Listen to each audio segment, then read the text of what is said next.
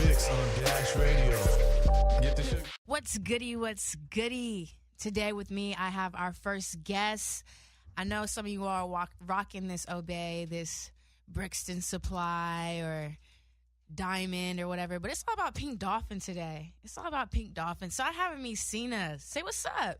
What's up? What's up? What's up? How you feeling? I'm good. Feeling good. You Blessed. feeling good? Yep. I know you're a young entrepreneur.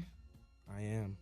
I dig it. I love it. Your jacket's dope. This is Pink Dolphin as well. I'm sure it is. It is. Yep. Is this in stores or is this exclusive just for you? This actually just dropped for our holiday line this last weekend. Okay. Is there like a name for your holiday line or just holiday line? It's just holiday 2018. Holiday 2018? Yep. So how often do you come up with new designs and new little fits and whatnot? Generally we do like 8 main deliveries a year. So we do like a spring 1, spring 2, summer 1, summer 2. So it's usually about every like 6 weeks we have a new release. Dope. So why Pink Dolphin? I love it though. I think it's different. It's definitely not something that I feel like the average person would think of. So what caused you to create such an interesting line? So the Pink Dolphin's actually a real animal. I don't know if you knew that, but No, it's actually a real animal. I didn't know that either. Yeah, it's they're like really, really rare albino dolphins. Okay. And so basically when we started the line, we didn't really have that much money when we started the line. We all put like $400 in, and we did our first run of t-shirts, and we could only make like 40 t-shirts, right? So when we put it online, it like sold out, and everybody was like, why isn't there any more, right? So we just kind of like did like a play on that, and we were just like, oh, everything's like really rare, and that was that kind of like tied back to the whole Pink Dolphin thing because they're really rare animals. So how did you just come across this rare animal? I mean, you like animals? I mean, who doesn't like animals? So I actually didn't come up with the name. My business partner, Young L, he actually came up with the name. It was actually supposed to be the name of a rock group he was working on, and then turned it into a clothing line. So how do you feel about the current state of fashion? You know, it's kind of weird looking. You know, you got the Skid Row look. You know, like how do you feel about that? Because your brand looks dope. Like it's got a normal quality look. You know what I'm saying? But Right. then you got like I'm not trying to ruin no friendships or nothing you may have with these people, but like Kanye's clothes, they look real out there. Like we just And the price points are crazy. like we had our clothes in the not in the dumpster, but in the in the dirty clothes for like what 3 weeks, and then took it out and ripped them. Like how you Right. feel about the current state of fashion? Like like when you see a lot of people moving towards that, does it kind of hurt your sales or anything? Or is it frustrating for you? I think there was a point about, maybe like 3 years ago when Ye kind of came out with when he did the first fashion show in New York, and I think there was kind of like a shift in the trends back then, where everybody kind of transitioned into wanting to wear, like the earth tones and like the plain clothing and stuff like that, and I think that definitely affected the streetwear world in a certain way, because like streetwear was, everybody kind of started their brands off of screen printed T-shirts and stuff like that. That's how everybody started. So, but I think now, like in 2018, this year, it kind of like it kind of shifted back to bright colors, and like you see all the fashion houses from like Gucci and Prada and Louis, and everybody's doing bright colors. Like that's kind of been the trend this year. So as of like right this second, I love like where everything is at. Okay. Like I love it. Like you go to like Rodeo and you walk into all the stores, and it's just like crazy colors, patterns, like, and I love it. So what are some of the artists in the game that have wore Pink Dolphin? Man, I mean, it's kind of like probably like who hasn't wore it, Okay. at this point. Yeah. I mean, I think, I mean, man, we've had like a lot of people, like, like almost every, I mean, you could probably ask me a couple different names and stuff, but like a lot of people have wore the brand, which is really cool for me because I'm a big hip hop fan. So just being able to see some of my favorite artists and just people I look up to, just, organically wear the brand is just like super cool to me. That's what's And up. who are some of those people that you look up to? Man, I think, one of the first people that kind of wore the brand that took it to the next level for us was Chris Brown early on. And that was super dope. Like he was like a big supporter of the brand early on. There's just been so many like random people that have wore it. Floyd Mayweather wore our socks in one of his fights, which was crazy. Oh, he wore it in the fight? In the fight. Damn. Who did he fight in that That's fight? dope. It's crazy. I can't even remember the fight. I think You're like, all that matters is couldn't that have he been had the long socks. ago. It was about 4 or 5 years ago. Okay. But like he obviously he doesn't wear, he has no sponsors, nothing. Like he comes out, his shorts are like, custom Python shorts or whatever he's wearing. So he never wears any brands. So that was just crazy seeing him wear it. And that wasn't even something like, we didn't like send him that or anything. I know you guys were crazy when you see that shit. Yeah, I was watching the fight and he comes out and all of a sudden he's got the socks on. Yeah. I was like, what? It's just so crazy. That's crazy. So I saw you guys at Complex Con. Your booth area was super dope. Thank you. How was the reception at that? Because I was blown away, when I went over there. It was dope. Yeah. So this year is actually our 10-year anniversary of the brand. So we kind of did this whole 10-year anniversary release capsule thing that debuted at Complex Con. So everything was kind of based around that, everything we did up there. So even back down to like the booth design and everything, we kind of brought everything back to like all the original stuff that kind of made us what we are, from like the original color schemes to we recreated like a bunch of pieces that we made back in the day, but a lot of people weren't able to get their hands on because it was like such a limited amount of stuff we were able to make that back then. So we kind of recreated a lot of that stuff and re-released it at Complex Con, and it had like a really, really good response. You guys had like a bunch of like jewelry and everything. Yeah. Now, was that real jewelry or costume jewelry? Nah, it was all real. Damn. Yeah. That shit was shiny too. We did a collab with my guy Peter Marco, who has he's a jeweler. He has a store on Rodeo, like right across the street from Versace. Okay. So you should check him out if you're out there. Yeah, that shit is hard. He brought like, there was probably like $2 million worth of jewelry up there. No wonder you guys had all that security and shit over there. That's dope. So what other collaborations have you all done? Man, we've done stuff with we've had like a long-lasting relationship with Puma, so we've done like a bunch of stuff with those guys. We just did a collab with the MLB a couple months ago, so we did a Dodgers and Giants collab because we have a store in LA and San Francisco, so it just made sense doing that for like the two cities. And man, we've done a lot of stuff. I'm just trying to think of like stuff we've done this year. I mean, we did a collab with like Aqua Hydrate. Okay. Diddy and Mark Wahlberg's water company. Yeah. So that was super cool. Just kind of like doing out of the box stuff, not just doing apparel things, but we did like a dope water bottle design and they put it in a bunch of stores in California and that was super cool. So you being a big hip hop fan, has there ever been any artists that have worn Pink Dolphin and you wasn't really a fan of that artist and you're like, fuck, I don't want to wear my shit? Not really. No. I mean, there's probably artists that I don't really listen to, but have big followings, that have worn it, which is still cool. It's just it's good promotion at the end of the day. Yeah. So I wouldn't. I'm not really like a huge like.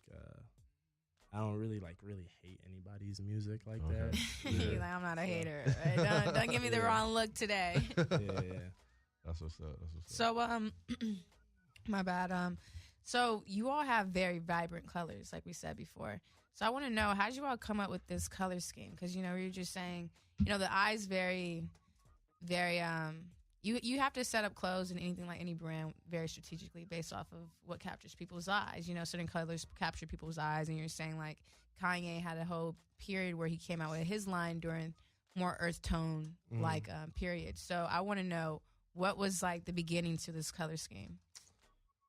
It was actually, it wasn't really anything like specific. I was just, early on, it was actually, this whole clothing thing was kind of a hobby, so I was in school at the time. I was working, 9-to-5 jobs trying to like pay the bills, before it had taken off. So, I was just, it was kind of a hobby. It was something that I would do when I had time. And you know, I think with that color scheme at the time, I was trying to create like a, you know, and it's actually how I came up with our logo. I was trying to create like a baseball cap at the time that was reminiscent of like kind of like a retro sports looking type of like what we would look like as a sports team. You know what I'm saying? So that was kind of like the inspiration behind the logo, and I was designing this hat, and that's where all the colors just came from, and that just hit. You know, like that was kind of the turning point. So. And it was kind of around the time when Nike was dropping, you know, the South Beaches with LeBron. Yeah. And I think at the time there wasn't anybody putting out clothing that matched those colors, you know, like the pinks and the aquas and the blues and all that. And obviously the South Beaches were like a huge hit as a shoe. So that it kind of just lined up at the time where people were buying our stuff to match them back to those shoes. It was like right around that same time. And then that color scheme just kind of stuck, you know? Yeah. So when you had that 9 to 5, I know your heart was probably into making the clothes. Yeah. How did you deal with that, man? Because I know that could be frustrating, you know, working somewhere where you don't really believe in the company. You're just trying to get a check, but your heart is in your own brand. Yeah. How did you balance that, man? I know you had to have some frustrating times. Yeah, it was tough. I mean, at one point I was working 3 jobs, going to school and doing this. So, you know, you could just imagine there wasn't that much time to really work on what I wanted to work on. And, you know, when you're in that cycle, it's tough to just stop. You know, like you're in that cycle. If you stop, you're not getting paid, right? So, you know, it was frustrating because I couldn't really I couldn't put in 100% of my effort into what I was doing. So one day I just quit all my jobs and I just filed for unemployment. Like, I'm going to just get these unemployment checks and make this work because I have to just get this clothing thing to work, you know? So I just did that. I quit all my jobs and just focused on building the brand. And, you know, I just put my mind to it. And do you feel like that's what holds people back from accomplishing big dreams, scared to take that step like you did? Because, you know, that uncertainty, you know, just living off the unemployment, you know, there was no guarantee that your brand was going to become the multi-million-dollar brand that it is now.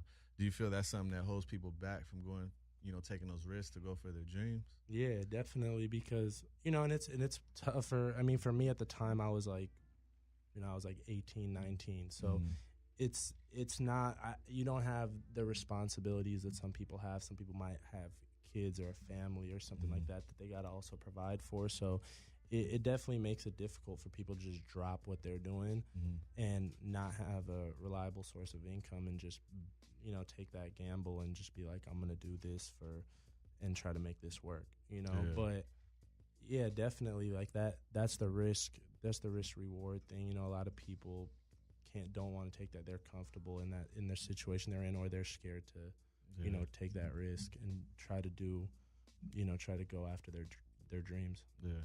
Do you think you still have the passion that you had when you were struggling and you were, you know, living probably like check to check, you know, and now basically compared to that, do you feel like the passion is the same? Yeah, I mean, that's just something that I can never, you know, forget, just because I really came from it. Like, nobody ever, like, I didn't have, you know, my parents weren't giving me money to like start this, or I always had to make my own money to buy clothes that I wanted and stuff like that. So it's just still like, you know, I always want to make sure that I'm comfortable in the situation that I'm in. So I want to make sure I just got to keep working harder, you know?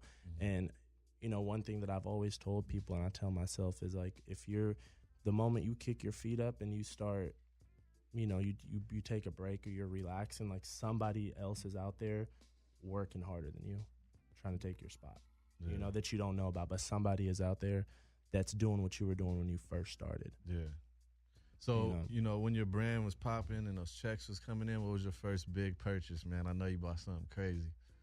So when I came to LA, I'm from the Bay Area originally. I moved to LA almost 8 years ago now. So when I first came to LA at the time, Porsche just came out with the Panamera, and I was seeing that car in the streets, and I was like, yo, I have to have that car.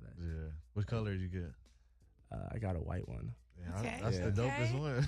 Yeah. So that was the first. That was the first real thing. I went to the car dealership, and they were like, I was trying to lease the car, and they were like, you don't have any car credit, like you can't. Like I didn't even understand how that worked. I was 21, so I didn't understand how that worked. I ended up just having to like put a bunch of money down to buy the car, but I didn't even care. I was like, I just need it. Were they tripping out that you had all the money to put down? Because I mean, for a 21-year-old, a Porsche, shit. Maybe to a certain extent, but you know, it's like it's LA. You go to like they get so many people in that store every day. I don't know if it's really shit. crazy. My first car was a Mazda 626. Motherfucker was fucked up. I got that shit the first day of the summer. The last day of the summer, that motherfucker just broke all the way down. I was right back on the bus. So, man. My first car was a Volkswagen Jetta. Oh, okay. Yeah. So. You didn't start off too bad, you know. Volkswagen. So you went from Jetta to Porsche? Yeah. It's still foreign. It's still foreign. I actually went to foreign. I actually had a 3 Series for like 3 months in between that. That was kind of like the halfway upgrade point. But it was like shit was just moving so fast. I just got rid of that pretty quick. But that's what's up. So everything like moved super quick, like in the blink of an eye. Or this was like 2012. I mean, it just, you know, I ended up just dropping out of school and completely moving out here and just really putting all my effort into doing this clothing thing. Like, I have to make this work, you know, like at first I dropped out of, or I quit all my jobs. And then a couple months later, I dropped out of school. I was like, I need to just put 100% of my effort into this and if I want it to work. And, I just didn't really look back ever since. So being from the Bay, are you a Niners or a Raiders fan? I'm a Raiders fan. Me too, man. Man, they killing us, huh, man? That shit. The Raiders suck. Next topic. What's your team? My team is either the Patriots or the Cowboys. See, the fact that you said either, you don't even get to talk. You gotta have one fucking team. What? Okay, Cowboys then. One. I choose Cowboys. You still can't talk. Y'all ain't won shit since the 90s. It doesn't matter. We're still good, though. We're better than the Raiders. Y'all got all the Raider leftovers. We're better than the Raiders. We send all our leftovers to them, the people that didn't work for us. We just send them to y'all niggas. McFadden and fucking, what's the other dude we just sent over there recently? Amari Cooper.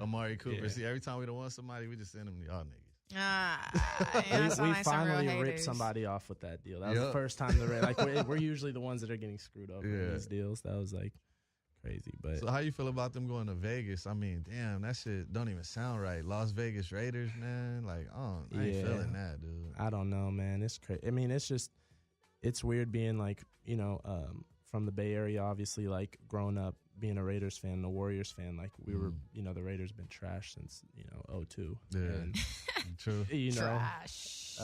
Since that Super Bowl, and man, you know, the Warriors were pretty garbage. Like when I was growing up, my whole life. So just Bay Area sports, I feel like we're just kind of used to it. You know, we're kind of used to being one of the worst teams in the league. So, basically, like us being where we're at right now with the Raiders, us having like one win this season, it is what it is. Yeah. I'm kind of used to it.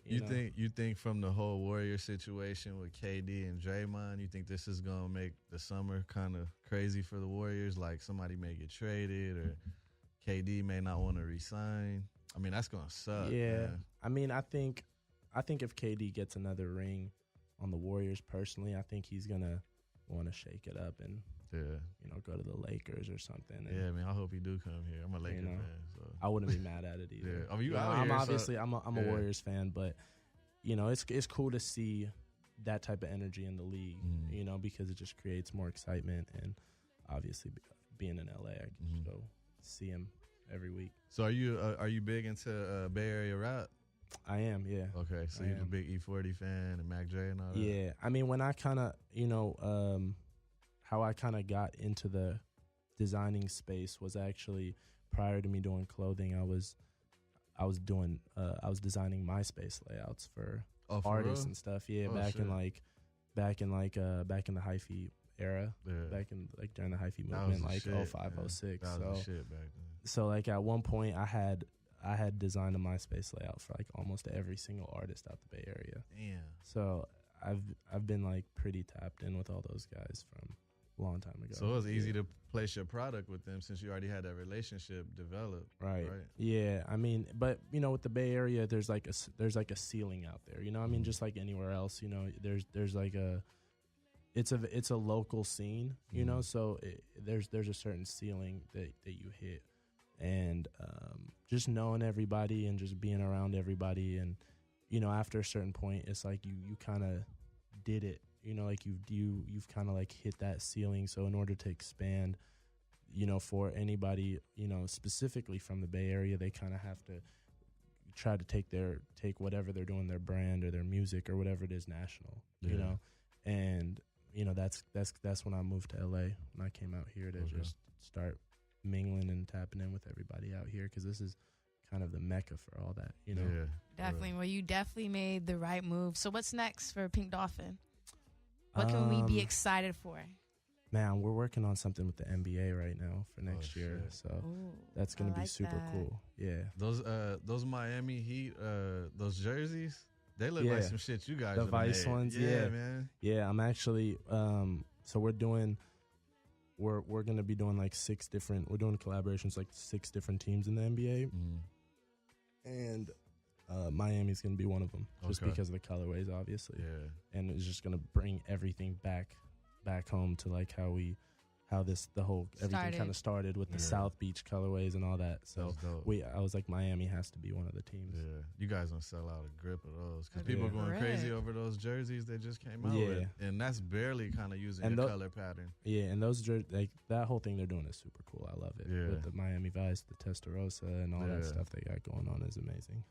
Dope. So, real quick, I want to know: is Pink Dolphin gonna spread stores on the East Coast and have them, you know, along those borders?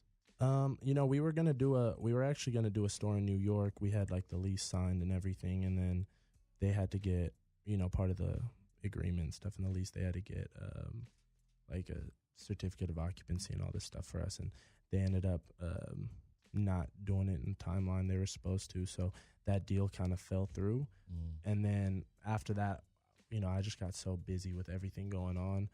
We kind of didn't go back to revisit doing the store on the East Coast, but you know, it's definitely something that we're still thinking about doing. But it's just a lot already on its own, just running 2 stores in California and doing, you know, everything else that we're doing too. But you know, y'all get it done though. I believe in y'all. I believe in it. Well, tell us what's your Instagram, where we can find you at, and anything else you would like us to know. My Instagram is LordWave on Instagram, all one word. And then the brand page is Pink Dolphin Clothing, all one word. And there you have it. So what we're going to do is we're going to take a quick break, listen to the Fixx on Dash Talk X, and we're going to come back with our next guest. Ciao.